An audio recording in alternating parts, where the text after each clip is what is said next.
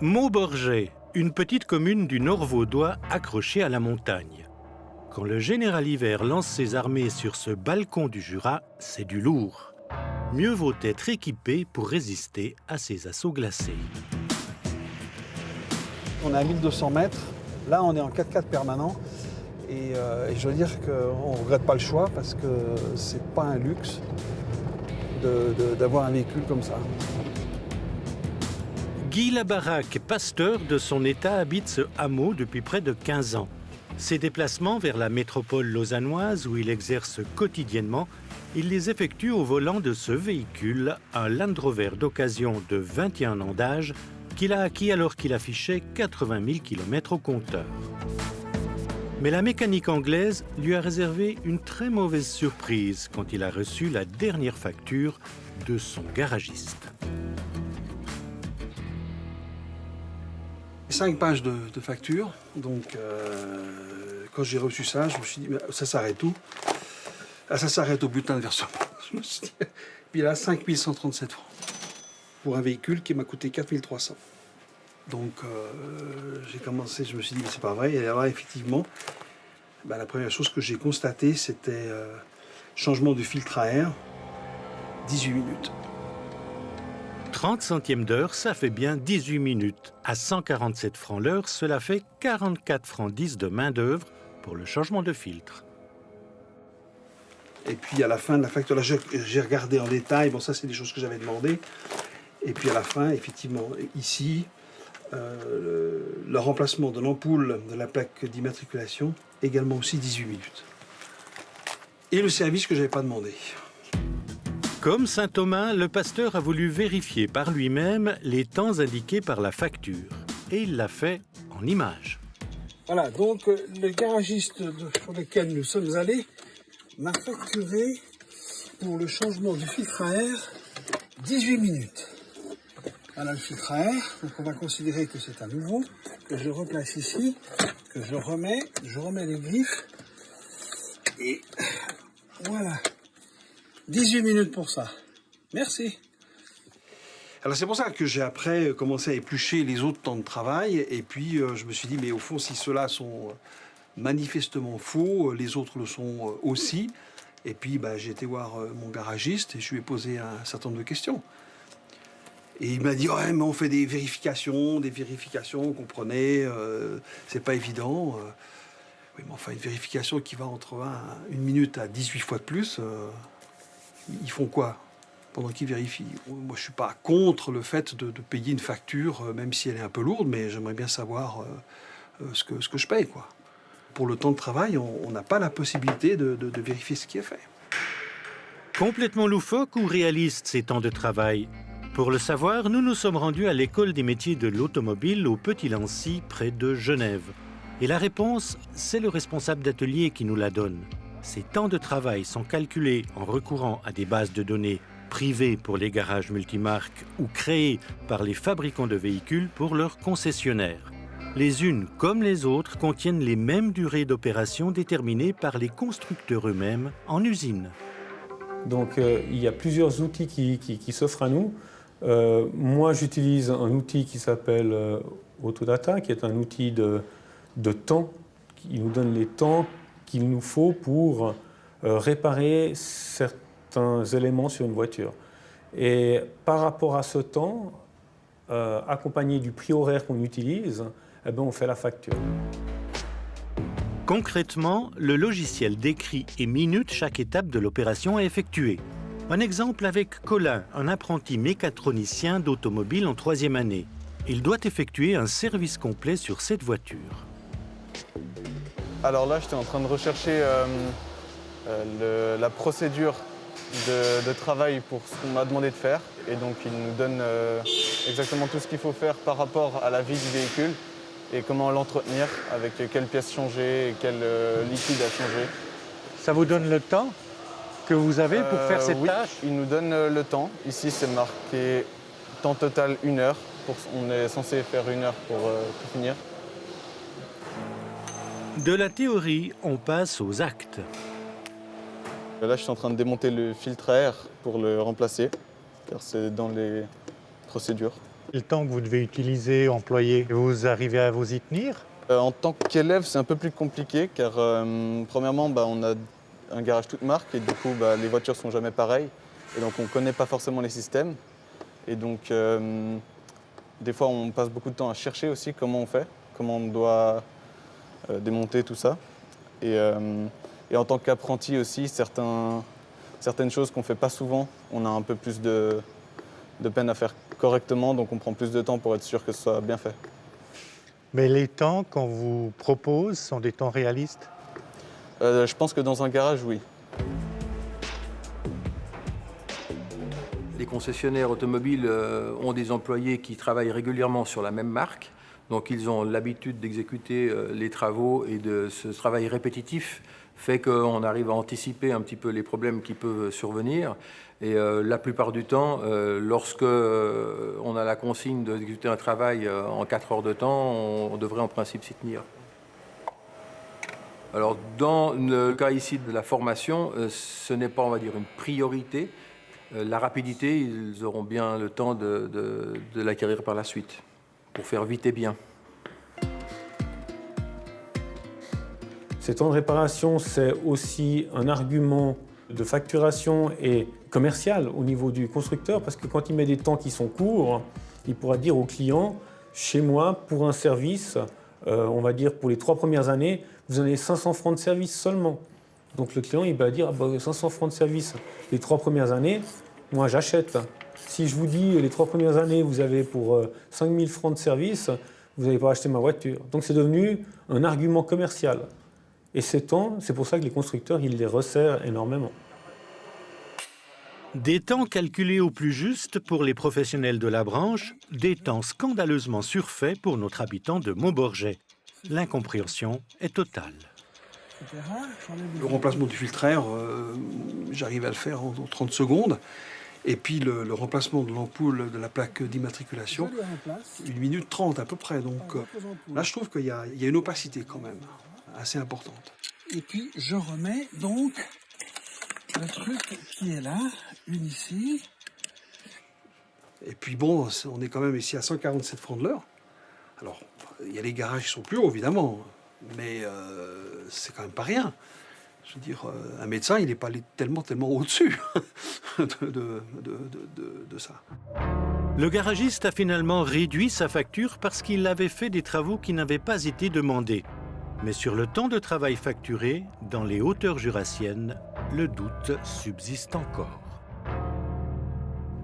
Sur ce plateau, le plaisir de recevoir Charles-Albert Ediger. Bonsoir. Bonsoir. Vous êtes membre du comité de l'Union suisse professionnelle de l'automobile, l'UPSA, vous-même concessionnaire à Sion. Alors, on vient de voir dans ce reportage ce monsieur qui change lui-même l'ampoule de sa plaque automobile en quelques secondes. Est-ce que c'est légitime de la part d'un professionnel de compter 18 minutes pour ce geste ? Le garagiste, il doit d'abord peut-être rentrer la voiture dans l'atelier, il doit aller chercher l'ampoule, il doit la remettre, il doit ressortir la voiture.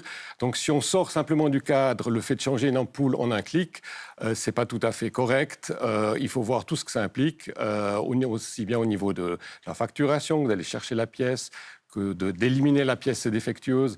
Donc il y a tout un travail qui fait que c'est pas vraiment choquant de facturer 18 minutes pour changer une ampoule. Ça met un petit peu le doute en fait sur la manière dont les autres opérations sont comptabilisées aussi. Comment savoir si on paye le juste prix et si on peut avoir confiance dans son garagiste ? Alors je crois que d'une manière générale, on peut avoir confiance dans son garagiste. L'important, c'est de travailler avec des gens de confiance qui ont une bonne formation. La tarification est faite en principe en faveur du consommateur parce que chaque constructeur essaye d'avoir des prix d'entretien qui sont le plus bas possible. Et je dirais que c'est plutôt nos collaborateurs qui sont sous pression que vraiment le consommateur. Charles-Albert Ediger, on vous retrouve dans quelques minutes. Ce sera intéressant de vous entendre sur cette expérience élaborée par ABE. Nous avons mis à l'épreuve la qualité et le coût de la prestation dans différents garages romans. Au programme, un contrôle de sécurité et quelques petites pannes. Regardez.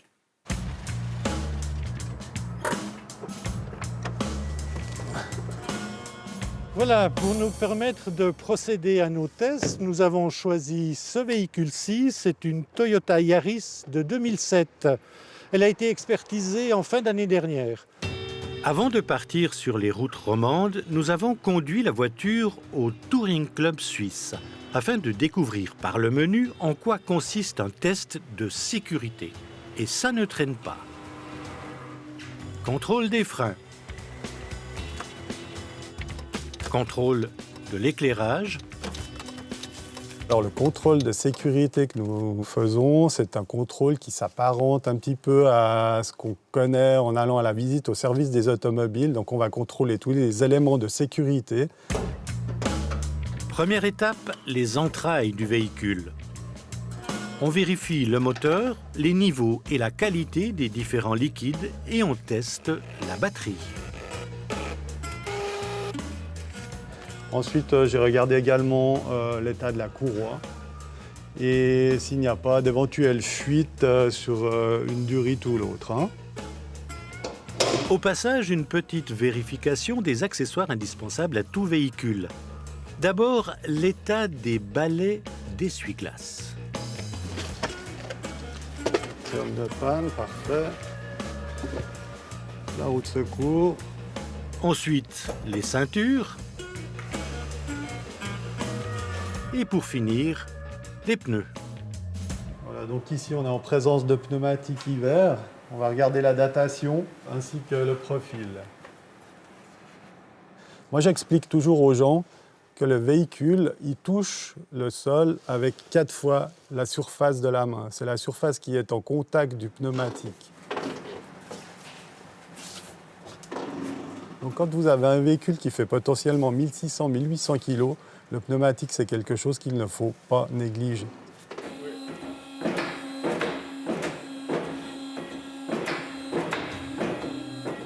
Deuxième étape, une petite plongée sous les jupes du véhicule pour contrôler l'état de la direction, des suspensions et celui du pot d'échappement.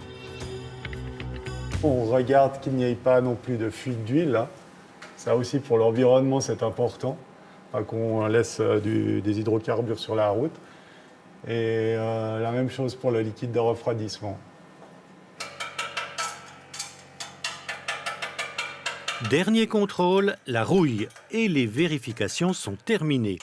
Notre chef d'atelier aura mis 30 minutes pour effectuer toutes les opérations nécessaires à ce test de sécurité. Nous avons constaté que sur 3200 contrôles, tout confondus, effectués au TCS, il y a un défaut sur 8 qui est un défaut majeur. C'est-à-dire un défaut majeur, un défaut qui va être potentiellement dangereux pour la sécurité des personnes et des biens. Donc ça, par exemple, on retrouve des hernies parfois sur des pneus, donc risque d'éclatement du pneumatique, des tuyaux de frein flexibles endommagés ou du jeu sur des rotules de suspension, voire de direction. Et ça, ce sont réellement des choses qui sont importantes et qu'il faut contrôler régulièrement. Le prix de ce contrôle, 55 francs pour un membre et 85 francs pour un non-membre. Notre véhicule est donc fin prêt à subir les contrôles de nos garagistes romans. Enfin, presque. Nous n'avons pas su résister à l'envie de mettre quelques grains de sable dans les rouages. Pour mettre à l'épreuve nos garagistes, nous avons imaginé et mis en place 4 pannes assez bénignes, mais facilement repérables. Première d'entre elles, nous avons blanchi la petite lampe du clignotant avant droit. Normalement, elle doit être orange. Sur celui-ci, elle est blanche. Deuxième panne que nous avons imaginée, c'est un grand classique. Nous avons remplacé les essuie-glaces par des essuie-glaces usagés. On le voit ici, ils sont même déchirés. Pour notre troisième panne, nous avons remplacé l'ampoule de l'éclairage arrière par une ampoule défectueuse. Enfin, pour notre quatrième et dernière panne, nous sommes intervenus dans le coffre arrière. Nous avons tout simplement dégonflé la roue de secours. Le véhicule ainsi préparé a pris le chemin de 6 garages romans différents, un par canton. Pour le Jura, nous sommes allés à Delémont, au garage Eremoto, au garage Cavencars à Genève, au garage Bercé à Marly, dans le canton de Fribourg, au garage Autotechnique de Marin pour le canton de Neuchâtel, À Sion, au garage Autoconsulte pour le Valais et au garage Lichty Automobile à Payerne pour le canton de Vaud. Dans chacun des garages, nous nous sommes présentés comme étant de passage dans la région avec un véhicule d'occasion récemment acheté. Nous avons expliqué avoir un souci avec un des clignotants et demandé au garage de le réparer tout en procédant à un contrôle de sécurité de la voiture. Entre chaque visite, nous avons vérifié si tous les pièges tendus sur notre véhicule avaient bien été découverts ou pas. À chaque fois, les différentes pannes ont été recréées avant que le véhicule ne prenne le chemin d'un nouveau garage. Le résultat des courses, Stéphane Fontanet, c'est vous qui l'avez entre les mains. Bonsoir. Bonsoir Linda. Alors, 6 garages sur le banc d'essai. À quel montant se montent leurs factures? Alors notre recherchiste a obtenu des factures qui vont de 28 à 211 francs, pièces et main-d'œuvre comprises. Alors, énorme différence, ça va quand même du simple au septuple. Comment est-ce que ça peut s'expliquer? Mais il faut voir que les garages qui n'ont pas trouvé les pannes n'ont pas facturé les pièces supplémentaires et donc forcément ils peuvent être moins chers que ceux qui ont facturé toutes les prestations et qui ont trouvé plus de pannes. Alors, on va décortiquer tout ça. D'abord, quels sont les dysfonctionnements que les garagistes n'ont pas détectés? Alors, pour le garage Berset à Marly, il répare bien le clignotant, mais ça, on lui avait signalé, mais il ne voit pas les 3 autres points, le pneu dégonflé, l'ampoule de plaque et l'essuie-glace défectueux. Ensuite, on trouve le garage Cavencars à Genève. Il rate 2 positions, le pneu de secours et l'ampoule de plaque. Même chose, 2 points manqués pour Lichty Automobile à Payerne. Là, c'est le pneu et le balai d'essuie-glace qui est raté.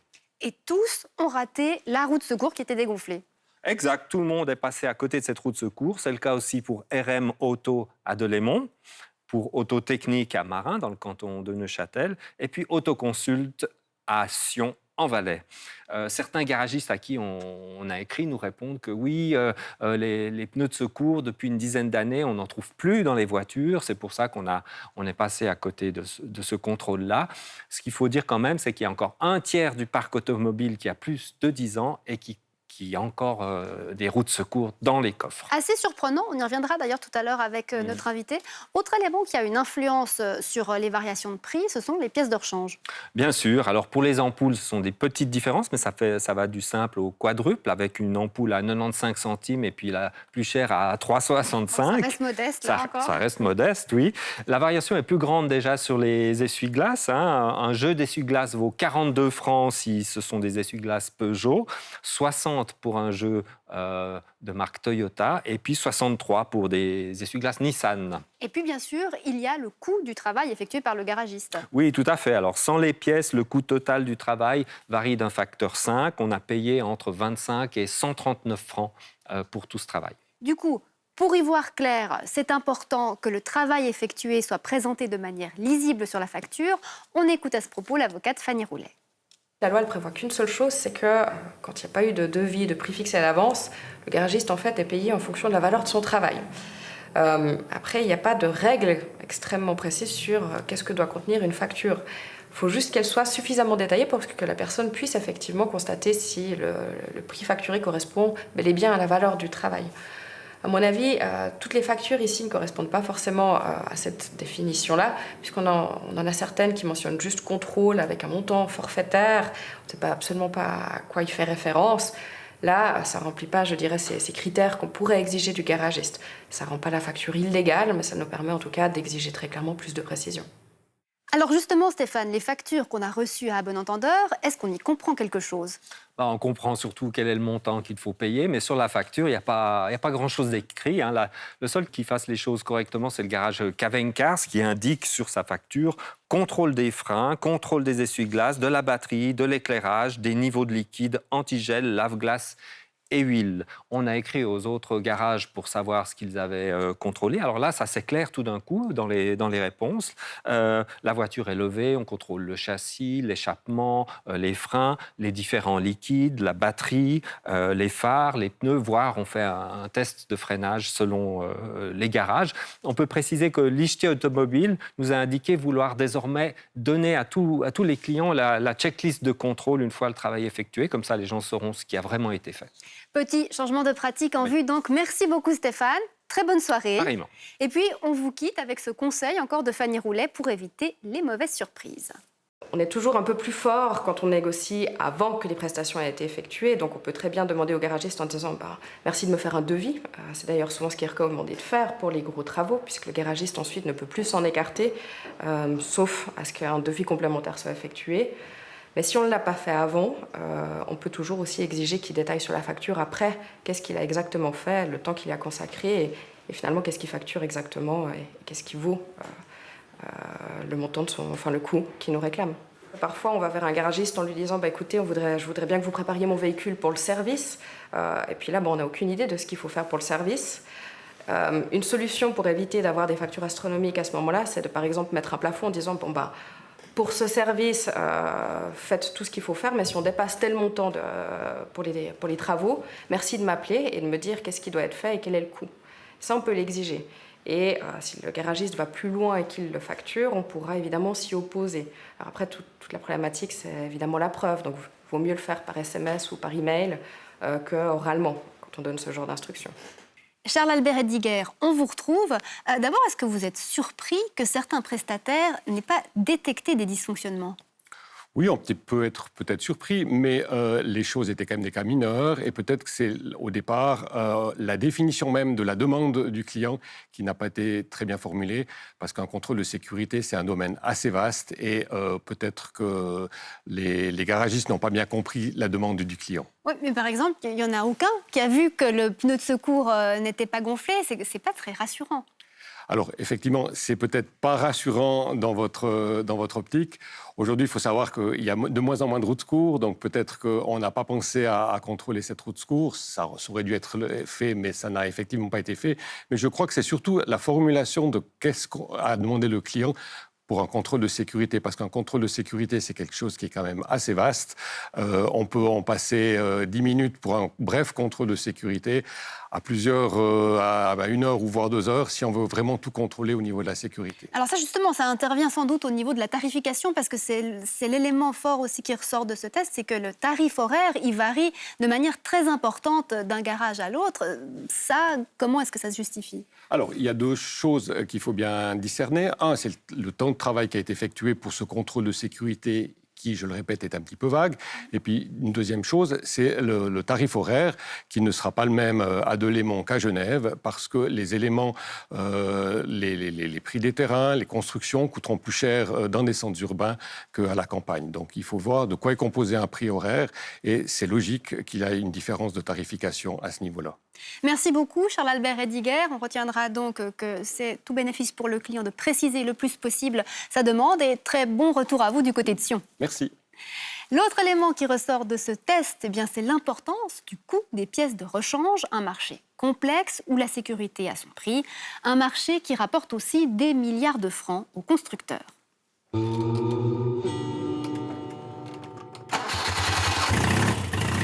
Un des hobbies de Guy Labaraque, ce sont les motos, et plus particulièrement celles d'un certain âge, pour ne pas dire d'un âge certain. Dans sa grange, il en restaure patiemment quelques-unes. Si le montant de la facture de la réparation de son Land Rover l'a singulièrement échaudé, il l'a aussi incité à plonger désormais lui-même sous le capot de son véhicule pour le contrôler et en cas de nécessité pour le réparer. Pendant toute cette opération-là, j'ai eu un problème avec l'embrayage. Un jour, je monte sur la rampe de l'autoroute, puis je sens que le moteur s'emballe un peu. Je me dis, merde, c'est l'embrayage qui foire. Et là, je me suis dit, qu'est-ce que je fais ? Est-ce que je vais revoir mon garagiste ? Et je me suis dit, allez, on va essayer un coup. J'ai une connaissance qui est garagiste et je lui ai demandé si on pouvait changer l'embrayage.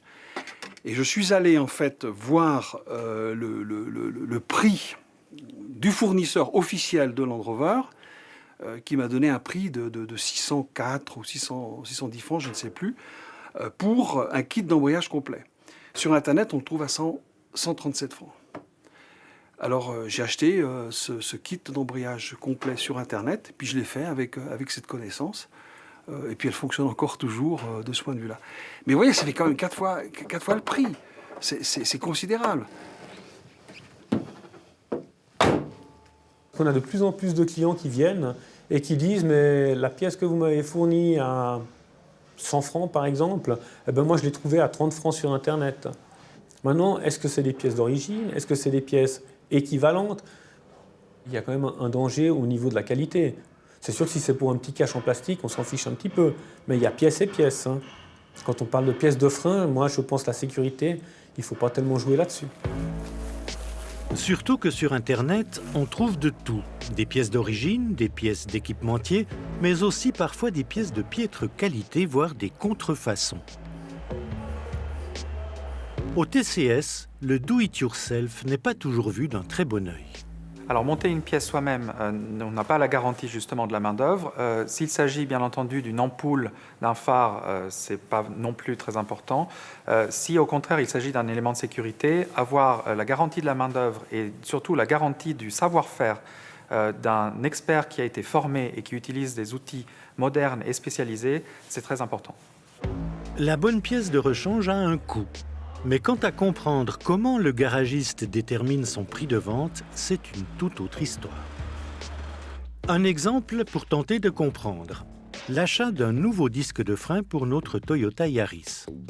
Sur le logiciel strictement réservé aux professionnels, le garagiste achète la pièce 56 francs 40, soit 112 francs 80 la paire.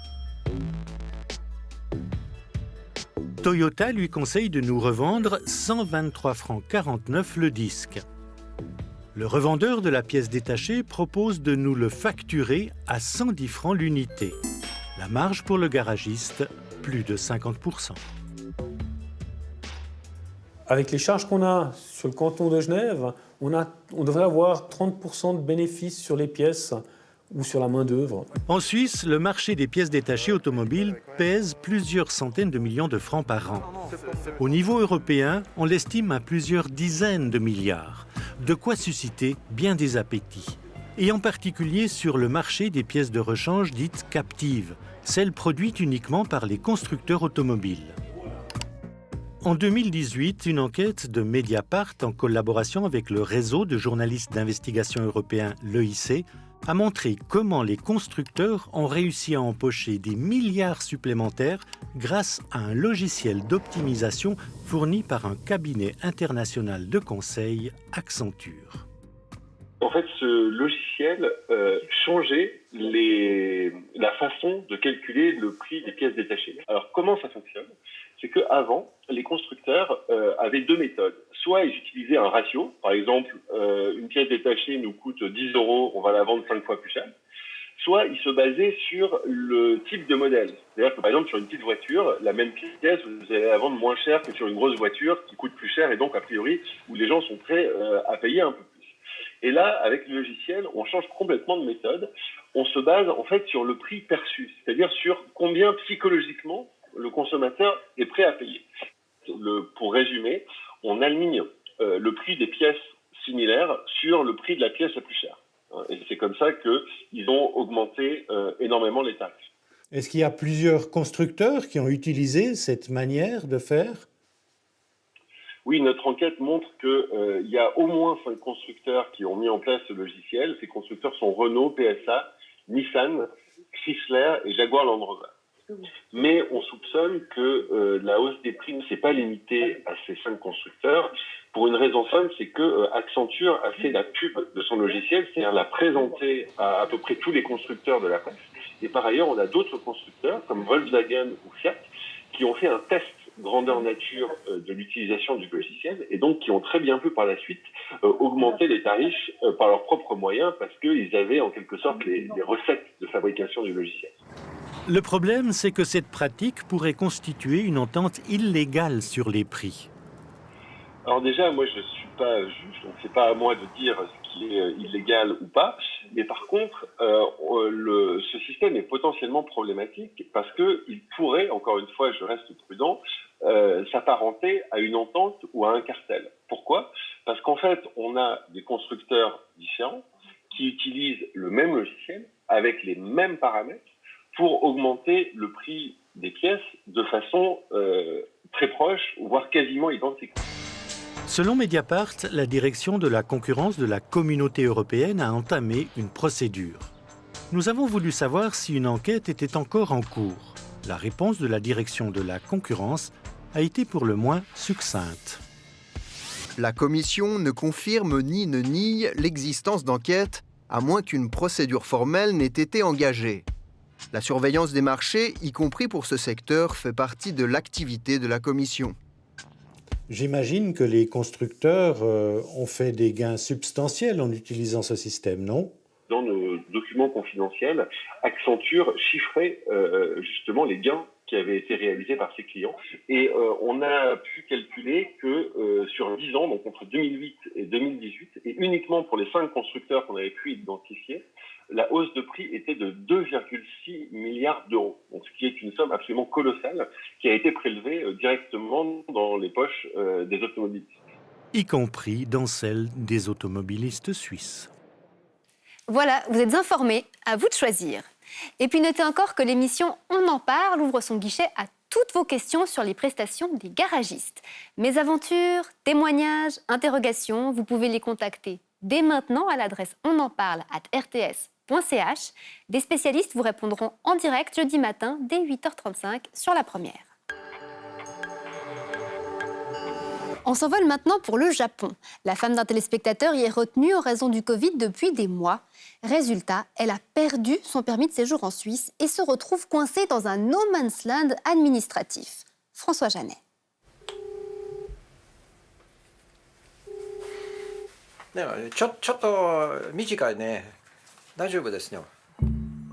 Cela fait plus d'une année que Nils de Coulon n'a d'autre contact avec Ikuyo, son épouse, que par téléphone, avec ou sans vidéo quand il se fait tard au Japon. Nils se retrouve seul à faire la cuisine depuis janvier 2020, depuis que la santé de sa belle-mère, la maman d'Ikuyo, s'est aggravée à Hiroshima et nécessite des soins constants. Ma femme s'occupe beaucoup de sa mère qui a eu une attaque cérébrale qui l'a laissée à moitié paralysée. Alors elle est partie en janvier justement, 2020 pour s'occuper d'elle. Et c'était censé être pour un mois et demi, pas plus, et de revenir comme d'habitude. Et là, malheureusement, évidemment, avec le Covid, ça a été le blocage total. Logistiquement parlant, la première chose, évidemment, c'est de pouvoir mettre ma belle-mère dans un EMS, puisque dans l'état où elle est, elle a besoin de soins 24 heures sur 24, 7 jours sur 7. Et le Covid a aussi évidemment créé énormément de problèmes au Japon, qui a une population quand même assez vieille. Et les places dans l'IMS, tout à coup, n'étaient plus disponibles. Ou en tout cas très restreintes, il n'y avait pas possibilité de la mettre. Ça veut dire que ma femme était donc vraiment bloquée de ce côté-là. Impossible de trouver une place dans un IMS japonais. Impossible aussi de voler entre le Japon et la Suisse pendant plusieurs mois. Même un bref retour en Suisse, en été 2020, se révèle impraticable. Les quarantaines obligatoires, au Japon c'est 15 jours à vos frais enfermés dans un hôtel. Ces quarantaines imposaient de laisser la maman seule plusieurs semaines, impossible. Et puis viennent les soucis administratifs. Nous avons reçu une lettre des instances de migration qui disait « Ah, mais le permis C de votre femme doit être prolongé. » J'ignorais qu'il fallait encore le prolonger, mais bon, il fallait le prolonger. Mais la prolongation ne peut se faire que, évidemment, ad personam, c'est-à-dire qu'on doit être sur place. Ergo, impossible pour ma femme d'être sur place. Le permis C est soumis, évidemment, à des conditions extrêmement strictes de par la loi. Et cela a donc entraîné le fait qu'elle a perdu son permis C. Le permis C est annulé, mais les ennuis ne s'arrêtent pas là. Oui, alors c'est là où les dominos commencent à tomber les uns derrière les autres, parce que la perte du permis C signifie que la personne n'est pas en Suisse. N'étant pas en Suisse, elle perd son droit de domicile. Puisqu'elle n'est plus là, vous devez aussi annoncer ça aux autorités fiscales. Le fisc fait preuve de compréhension. Il ne va pas pour le moment surtaxer les deux Coulons comme s'ils étaient séparés. Mais vient encore une autre tuile. C'est le troisième domino qui commence à tomber, c'est que n'étant plus en Suisse, l'assurance obligatoire n'est plus applicable pour ma femme. Mais lorsqu'elle reviendra, il y a une conséquence qui est quand même plus grave, puisque l'assurance étant obligatoire, ça va, mais les assurances complémentaires, elles, peuvent être absolument refusées à ma femme. Pour décortiquer les éléments de cette incroyable histoire, nous avons consulté la permanence juridique de Genève. La conséquence sur les assurances apparaît en effet inéluctable.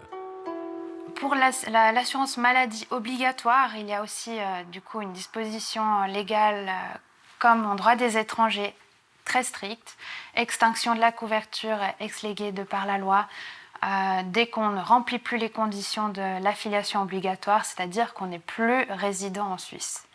Donc, à partir du moment qu'elle a perdu ses papiers, elle n'est plus résidente en Suisse, donc la couverture cesse, tout simplement.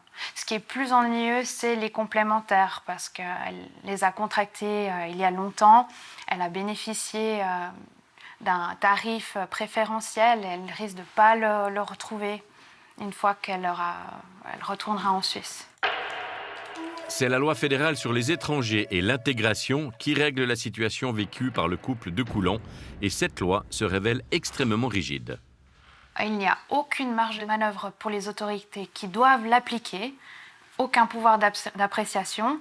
Le principe de proportionnalité ne s'applique pas, on ne s'attache pas de savoir quelles étaient les raisons qui ont empêché l'étranger de retourner en Suisse. Le tribunal fédéral a encore confirmé que l'interprétation était stricte et il n'y a pas de marge de manœuvre possible, malheureusement. Comme son épouse, Niels de Coulon est resté plutôt zen. Mais là, tout de même, il touche une limite. Oui, on applique la loi. Je comprends, absolument. Mais ce que je ne sais pas et j'ai des difficultés à accepter, c'est qu'il n'y ait pas de flexibilité. Parce qu'évidemment, tout un chacun qui est confronté à une situation pour laquelle il n'est pas responsable, ou en tout cas pas directement, on se dit, ouais, mais il devrait quand même y avoir une possibilité d'assouplir la loi, ou en tout cas de permettre une plus grande souplesse à l'application de ce que les lois ont été prévues pour des situations faites normales. Il n'y a rien que je puisse faire, n'est-ce pas? J'aimerais rentrer en Suisse, retrouver mon mari, mes amis, mais ce n'est pas possible. C'est un peu injuste, mais c'est la faute de personne, vous savez. Je ne blâme personne. Ikuyo de Coulon pourra bien sûr rentrer en Suisse pour y retrouver son mari, mais après 18 ans de mariage, elle repartira de zéro avec un permis B. Bonne nouvelle, dans le sillage de notre reportage, les autorités zurichoises annoncent qu'elles tiendront compte de la situation particulière d'Ikuya Asano de Coulon. Celle-ci pourra donc récupérer son droit de séjour en Suisse dès son retour. Baptiser les étoiles du nom de ceux qu'on aime. Romantique, poétique et lucratif, plusieurs sociétés font commerce de ces baptêmes stellaires. À la clé, 2 problèmes. D'abord, ces noms n'ont rien d'officiel. Ensuite, certaines méthodes commerciales vont au-delà du supportable. Lisons Méric. Je suis très foodie, je suis très gourmand et depuis une dizaine d'années, en fait, je partage des hauts lieux gastronomiques, des petits salons de thé, des cafétérias vraiment dont j'ai le coup de cœur. Des bons plans ou des trouvailles que Ben partage sur son blog et sur les réseaux sociaux. C'est une activité accessoire, c'est plus qu'une passion parce que vraiment c'est mon bébé. Est-ce que c'est une activité rémunérée? Alors ça arrive, je le dis à chaque fois en bas de chaque article avec une phrase en italique, article écrit en partenariat avec ou en collaboration. Et voilà, comme ça le lecteur sait que oui, c'est rémunéré, mais c'est toujours dans ma ligne éditoriale. Mais j'ai jamais ouvert le blog pour l'argent. Quand on tient un blog largement suivi, on reçoit évidemment de nombreuses sollicitations. Je reçois, je pense, en moyenne une quinzaine de mails par jour. Je reçois des propositions justement de partenariat. Alors beaucoup, c'est des échanges, c'est-à-dire qu'ils m'invitent en échange. Ben voilà, je leur crée du contenu. Là, je gagne pas d'argent, mais j'ai une jolie rencontre. Le blogueur reste libre de ses choix, mais certains interlocuteurs se montrent très insistants. C'est le cas de l'entreprise Étoile et moi qui propose de baptiser une étoile et de l'offrir en cadeau. Ça fait, je pense, 4-5 ans que je reçois des mails de leur part. Le premier mail, on est poli, on est gentil, on dit merci beaucoup d'avoir pensé à moi, mais c'est pas du tout dans ma ligne, je suis pas vraiment intéressé, bien à vous, bonne journée. Et puis là, on est avec Étoile et moi vraiment sur un cas à part où vraiment où vous recevez en fait des mails types, donc pas du tout personnalisés. Est-ce que vous seriez intéressé? Donc au bout du premier, on est gentil, au bout du 5e, un peu moins, et puis au bout du 30e, les mots dépassent les pensées, comme on peut dire. Acheter le droit de nommer une étoile et l'offrir à un proche, c'est original, Mais qu'en pense cette astrophysicienne ? Je ne vais pas me prononcer sur l'aspect symbolique parce que chacun peut y mettre ce qu'il veut. Sur l'aspect concret, ça n'est pas possible. Enfin, c'est-à-dire, ça n'a pas de réalité officielle, on va dire. Les seules habilités à nommer les étoiles, c'est l'Union astronomique internationale. Toutes les étoiles qu'on peut voir à l'œil nu, elles ont des noms qui leur ont été donnés dans l'Antiquité, en fait, déjà. Soit des noms, des vrais noms, soit un indicatif en fait de leur luminosité dans la constellation, comme Alpha Orionis ou Beta Orionis, ou comme ça. Étoiles et moi fait appel à un répertoire appelé International Celestial Repertory, un répertoire qui n'a rien d'officiel ni de scientifique. Absolument pas, et d'ailleurs en faisant une petite recherche sur Internet, on ne le trouve pas. On trouve d'autres, on trouve un International Star Registry, on trouve un World Star Registry anglais, mais on ne trouve pas cette institution-là, soit elle a changé de nom et le site Étoiles et moi n'a pas suivi, soit c'est inventé. Elle n'a pas de, en tout cas, on la trouve nulle part. Vendre une étoile pour un prix allant de 25 à 60 €, c'est un business, mais c'est du vent stellaire. Pourtant, c'est une jolie idée de cadeau. Pourquoi pas reprendre leur idée et puis faire ça sur votre propre imprimante. Vous pouvez imprimer des cartes du ciel assez facilement, on en trouve tout plein sur Internet. Et puis vous choisissez une jolie étoile qui vous plaît. Le faire chez vous à la maison, ça n'aura pas beaucoup moins de légitimité que d'acheter ce genre de choses. Reste maintenant à se débarrasser des publicités insistantes. Premier conseil, limiter ses traces sur Internet. Il faut être attentif à mettre le moins possible d'informations au sujet de son adresse email sur Internet. Et puis, quand on doit donner son adresse email et qu'on sait qu'on peut recevoir des spams ou des infolettres, eh bien, on va créer une adresse, une messagerie dédiée, spécifique, qui n'est pas l'adresse de messagerie habituelle pour éviter d'être envahi de spam. Ce qu'on peut conseiller peut-être aux blogueurs, c'est d'avoir un espace depuis le blog pour directement poster des messages sans forcément avoir à donner une adresse email. Et si c'est trop tard, est-ce qu'on est condamné à subir l'avalanche de messages ? La loi contre la concurrence déloyale permet au consommateur qui est harcelé de s'opposer à l'envoi de spam, de publicité de masse, et ce droit à s'opposer est gratuit et doit pouvoir s'appliquer le plus simplement possible. Inutile de répondre au spam, mais on écrit à une adresse de contact ou à un service après-vente en rédigeant une lettre claire qui se réfère donc à l'article 3 de la loi contre la concurrence déloyale, qui explique que si ça devait continuer, le destinataire se réserve le droit de dénoncer ces agissements au ministère public. Ben a bien failli céder à l'insistance des vendeurs d'étoiles, mais finalement, il a opté pour une réponse juridique bien sentie. J'ai appelé un de mes amis avocats qui m'a aidé un peu à créer un mail un peu juridique. Et depuis, pour l'instant, j'ai pas eu de nouvelles. Donc je croise les doigts pour qu'il n'y en ait pas. Donc vous n'avez pas acheté d'étoiles ? Non, je n'ai pas acheté d'étoiles et je n'en achèterai pas.